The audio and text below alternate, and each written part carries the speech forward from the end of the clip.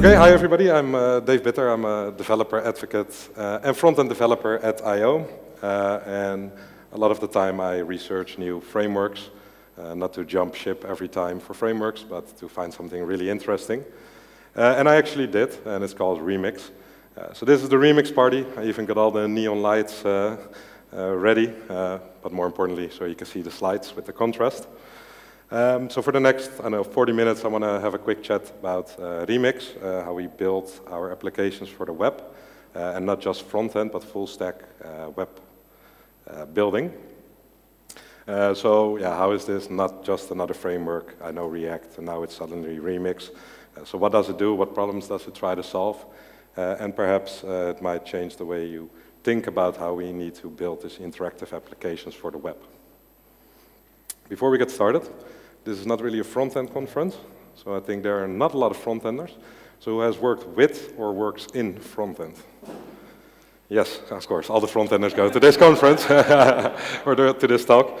Great. And who has worked with React or any other single-page application? Great. And even Next.js? Yes, okay, good. That's good to know, because then I have two versions of this slide in my head, but that will speed things up and we can go to the drinks sooner. Cool. So what is Remix? Well, Remix is a full-stack web framework based on web fundamentals. So there are a couple of keywords here. Well, it's a framework, and it's not just another framework. It's actually full stack, so kind of like Next.js will offer you the server side and the client side. This will help you with that.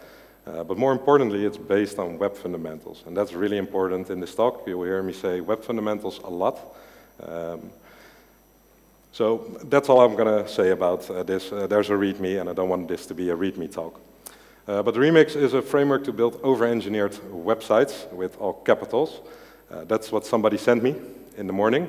I replaced his name with a guy on the internet. But he actually sent me, I said, hey, this Remix thing is actually pretty cool. For the past few years, I haven't seen anything like it. And actually sent me, well, it's a framework to build over-engineered websites. And I appear to not know the difference between what a website is and what a native app is. Pretty funny, he didn't either, because he was sending this through the Twitter web app, right? And I mean, it makes sense, right? These lines got really blurry on what a native app used to do and what the web now does. So I thought it was pretty cool that, yeah, he sent it to the Twitter web app while calling me out. But yeah, that's the internet for you. So I told him, I was like, okay, hey, sorry you feel that way. But I think, yeah, the true nature of the web being omni-platform, being accessible for so many people so easily, is actually great. And you might actually find this Remix framework really interesting, as it actually counters over-engineering by going back to web fundamentals.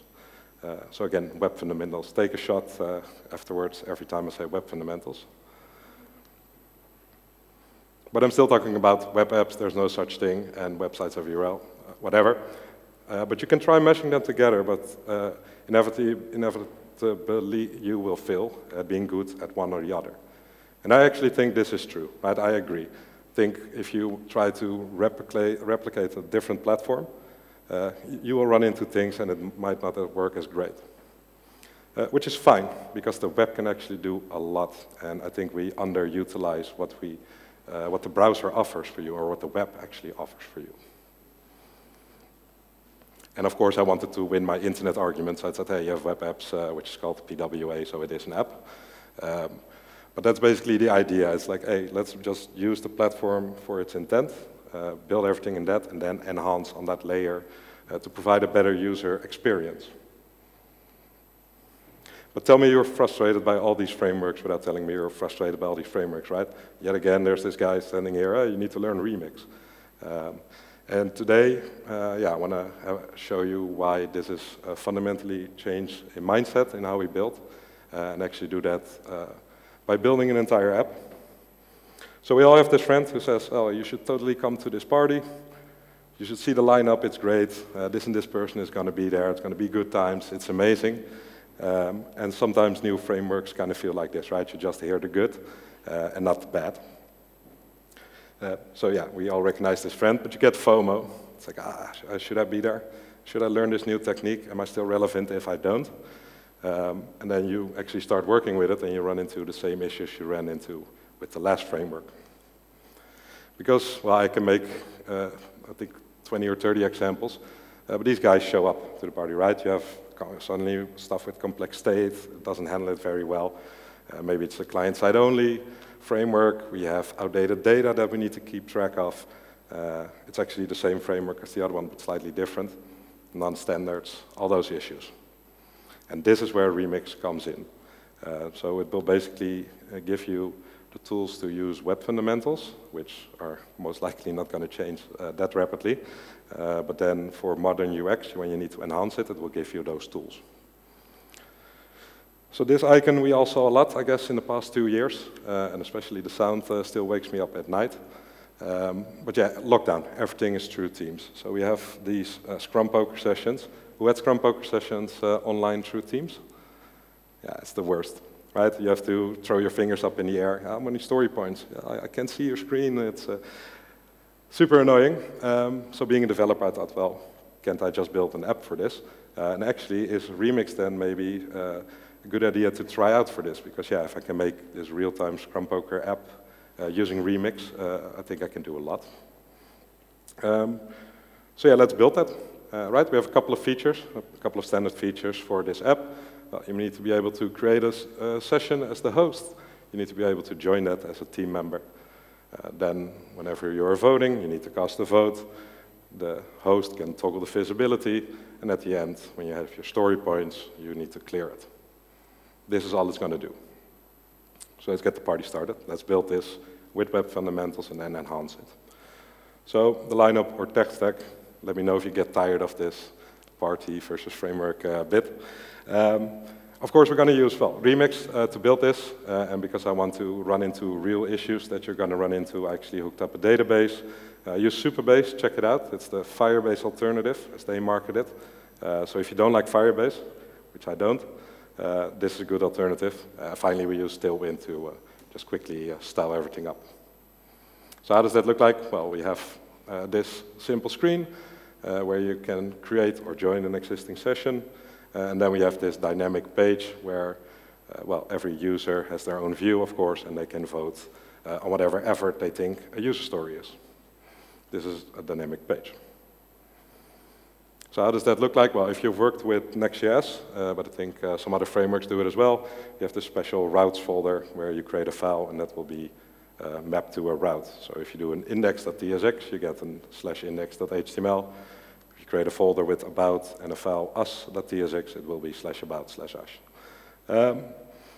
Some special thing in Next you have the same, but in Remix is this little $sign where we basically indicate, okay, this is the dynamic part of the URL, this is the slug of the session. So always match this file.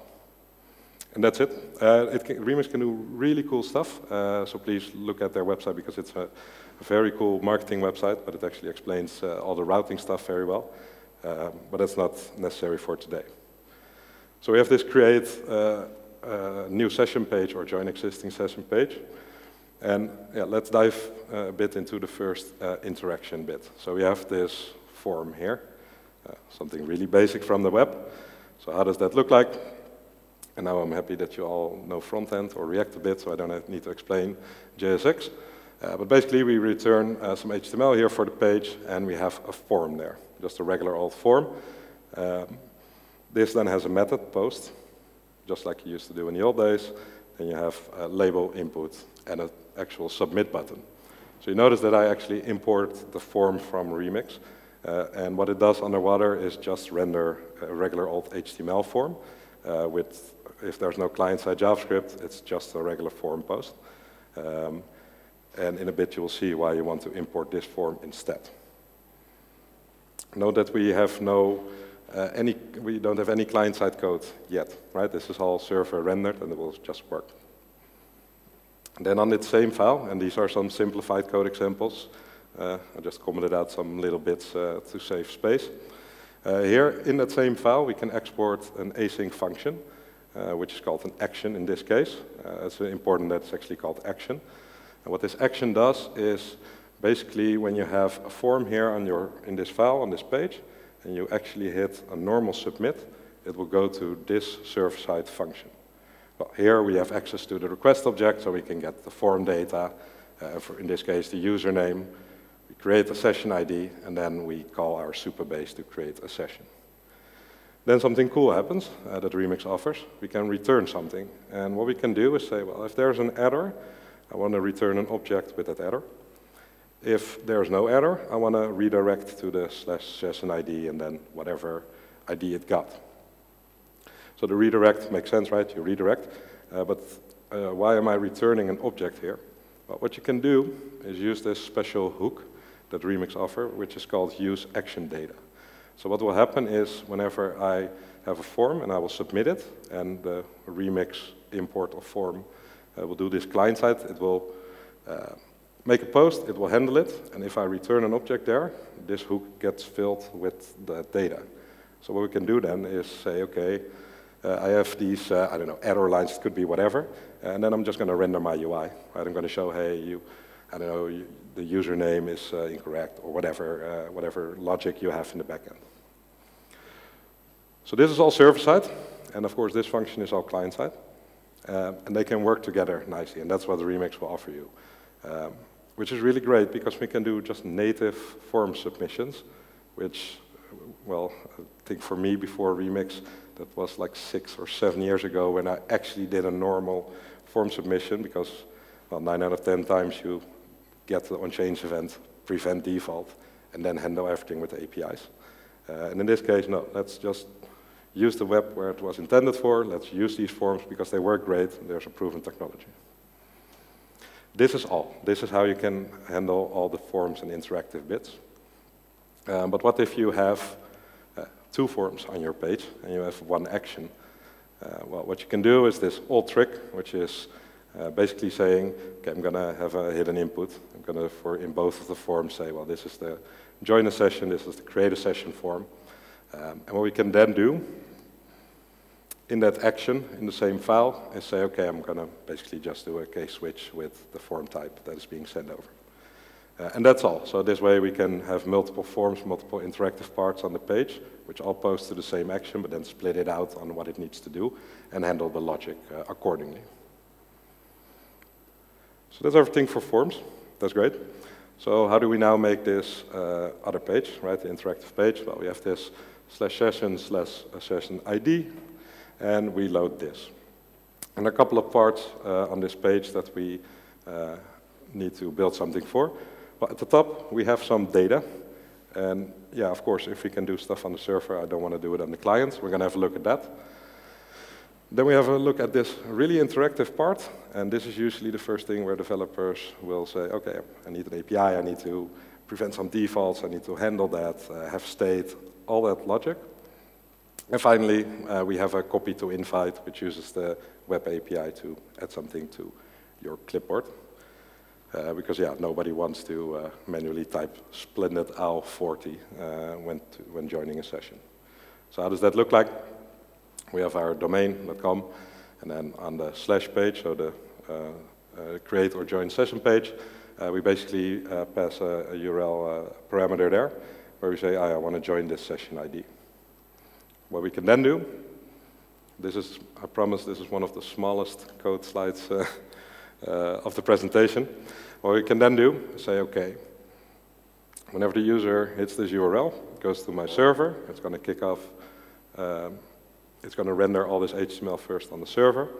But then we can already access the search params that are there, get the join session ID, and then we can make that page a bit smarter. So for instance, well, if you're joining a session, you're not creating one, so we don't show that, right? It makes it simpler. But we can also pre-fill the join session form and already autofocus on the name input, so to make it a bit nicer for the user.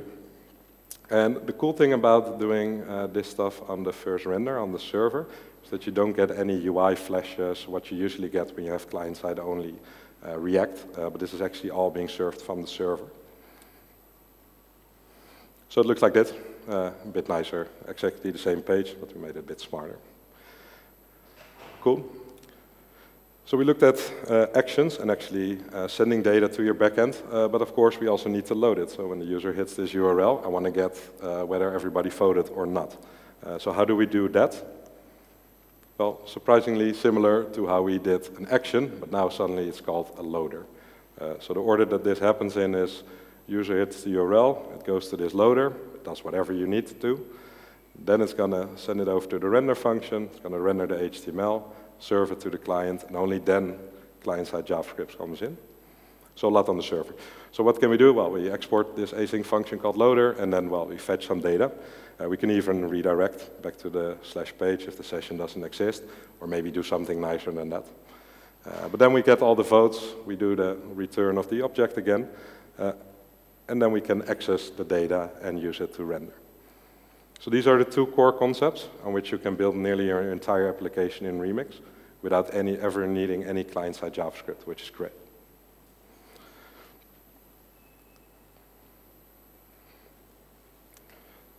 Cool, so yeah, this is the interactive bit where I already said, well, the first thing that came to my mind was, okay, well, I suddenly have some buttons or radio or whatever you want to use, and we need APIs, and I need to send over data and keep state. And the downside about that is, well, you suddenly have an API, and it needs to be hosted somewhere. You need to make it secure, maybe you have some cores, maybe you have API keys.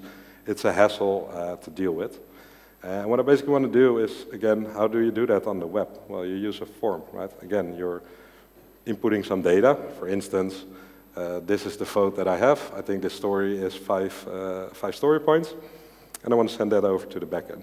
Now, it's not about not having any client-side JavaScript, because I also understand that 99.9% of your users probably has client-side JavaScript. But what it is about is it's reducing the complexity of the front end, right? Making it less error-prone, and having this solid basis to then get fancy with and enhance. And you'll see that in the code example.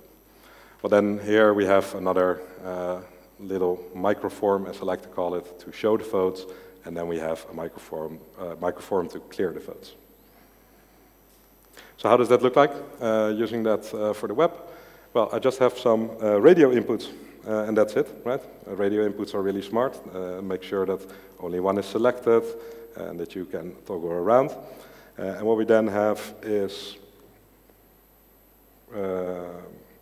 we used to have this submit button at the bottom, but that's really annoying, right? Because yeah, if I had just a button with a click ender, I could just click on whatever vote. Now suddenly I have to select one and then submit one. So what I added was, okay, we're going to add an onChange, and we're going to call this use submit hook.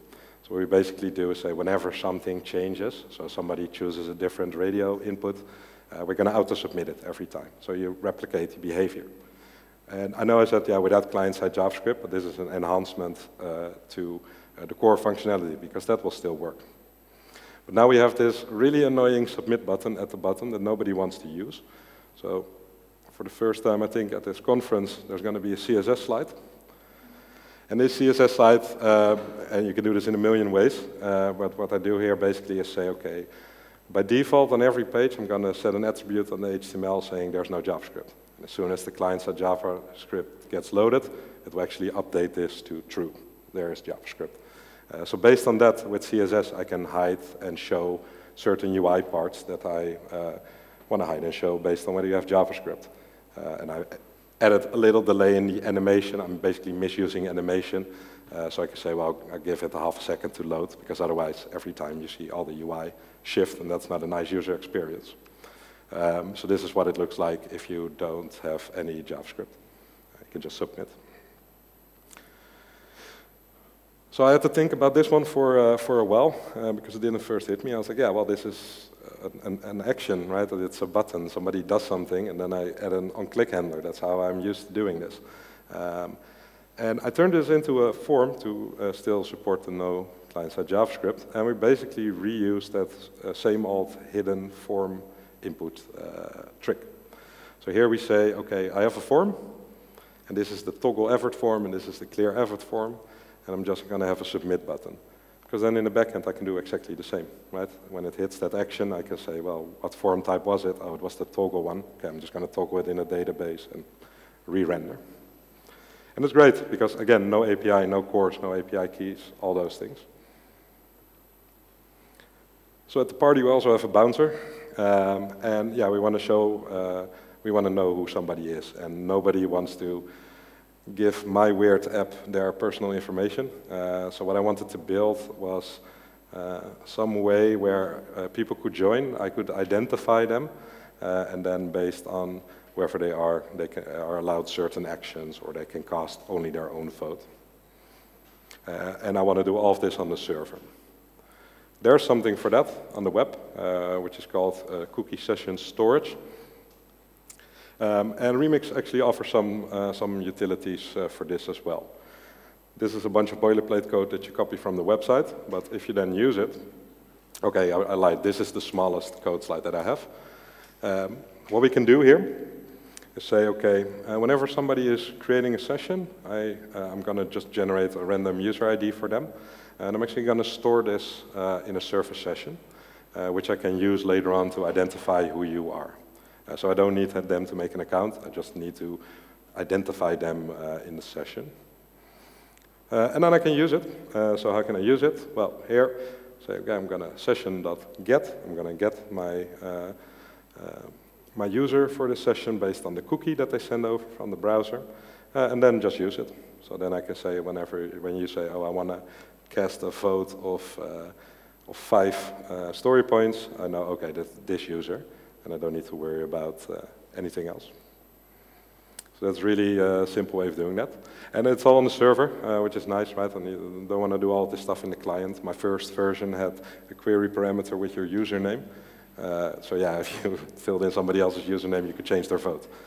But hey, front-ender, right?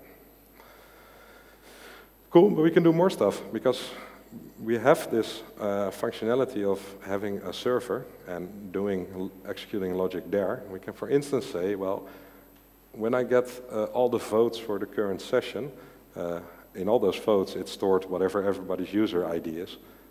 And, well, people don't need that. So what I can do is say, okay, whenever I fetch those votes from the database, I'm going to return them for my use loader data hook. I'm just going to filter out the stuff that this user needs to see and what they don't. So only expose what you actually need, which is a good pattern to follow anyway. But then we need to make it a bit more secure. So I mentioned that I used Supabase as a database provider. So what I basically did is I said, okay, I'm going to block everything, all the client-side mutations, just block everything. Because, again, we have a server, and this is why this is so great, because on the server side, I made this, and here you see the Supabase client that we saw in a couple of code examples. Here I can say I have this, well, by lack of a better term, this super token that will bypass all those policies. But it's actually fine, because this token is only on my server, where I control it. So that way we can make it a bit more secure from the outside. You can never access anything. But it felt a bit slow. So this is the feedback that I got, and I noticed myself as well, which makes sense, right? I'm actually having a form, then I'm submitting it to a backend, then it's going to go to Supabase, it's going to do some mutations, get it back, goes on my server, and then re-render the page, and then suddenly you see that you clicked 5 and now it's active. That's really annoying, and that's the big downside of doing stuff server-side, which was great about client-side. They thought about it, and it's called optimistic UI, and if the term is new for you, basically what optimistic UI does is where we are almost certain that your action will be successful, we can already update the interface like it's actually successful, right? And if it fails, well, you need to put it back, of course. So what does Remix offer? This use transition hook. And it's actually pretty cool. So what it does is it listens for all the forms on your page, and whenever one of those forms has a state change, so they're all idle, you submit one, it's suddenly in the state submitting, then you can access the form submission, so actually the data that it's going to send over. But this is great. So what I can do is I say, okay, I'm going to listen whether the user is casting an effort, and then I'm going to get that effort and put it in some client-side state and then re-render. I know I said no client-side state, but this is an enhancement, right? It will still work without, but once you have client-side state, we enhance your user experience. And of course, once it's back to idle, we need to clear it, because yeah, then you want to use what's actually being used by the backend. So that's how you can do that. But now we need to go real time, and this is where I struggled a bit. Where it's like, okay, is my app going to be very complex now? Because yeah, I built all of this logic, and now I need to do real-time stuff. Luckily, it doesn't. I can fit it on 2 slides, and it makes the entire application real-time because we made this solid base. So Superbase has real-time functionality, which is great, because yeah, you need that to know when somebody else casted a vote. You need to know that you need to reload your data. So what we can do is I made this simple hook that's basically can listen to a query and then call your callback whenever there's an update. So the first thing I thought now was, okay, well, if in that update, by the way, I get the payload, so I get what's changed. So yeah, great, I'll just put it into local state, update my UI, and I'm done. And I run into all these issues because yeah, I got all these people from all over the place changing their input. So what I just needed was the latest state of all the votes, right? And I tried to keep track of it in my front-end application, going against everything I just said. So I thought, well, how can I just reload the loader function? Because the loader function gave me the last state. Why can't I just do that? You can. No surprise there. We have a useFetcher hook, and I believe this is the last hook from Remix that I'm going to talk about. But what we can basically do is say, okay, when the first time the page loads, we have that useLoader data. It will contain the votes for everybody. But then we can have this fetcher here as well. And the first time the page renders on the server, it's going to be empty. The fetcher.data is just nothing.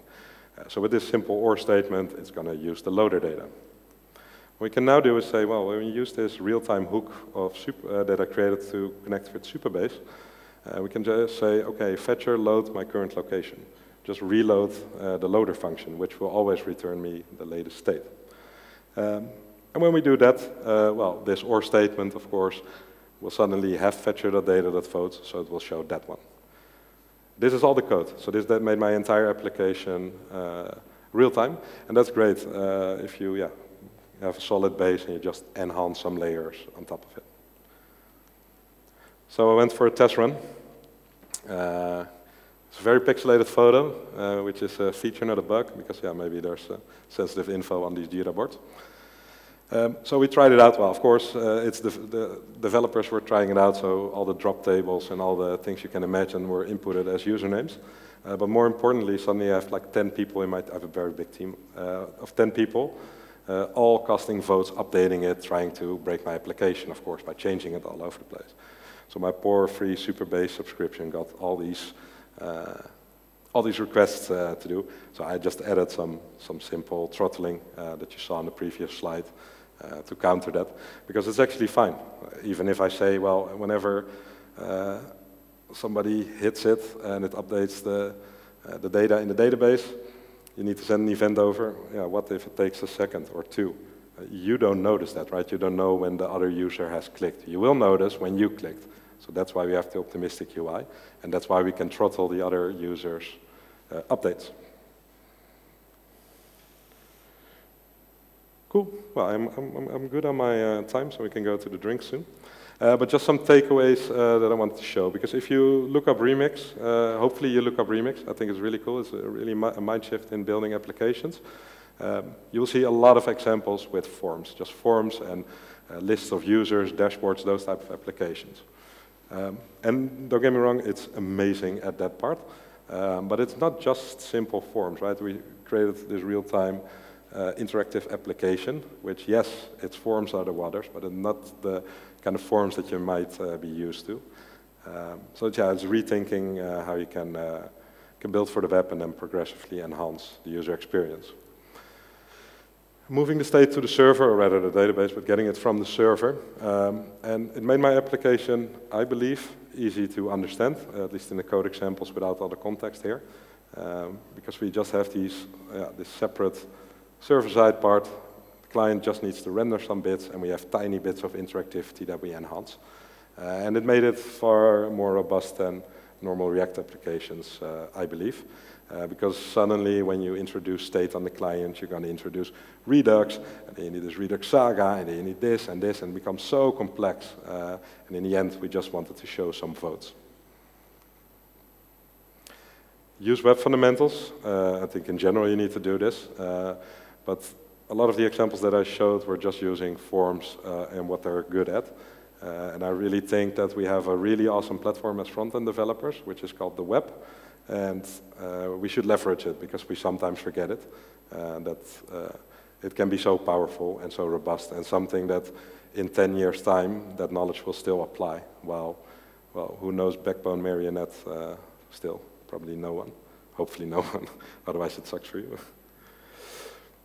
And in the end, it's not about Remix itself, right? Of course, these are a lot of Remix slides, but it's what it represents. So going back to the nature of the web and then trying to say, okay, how can we enhance this and make this a better user experience for everybody? So please look into it. And with that, I want to say thank you.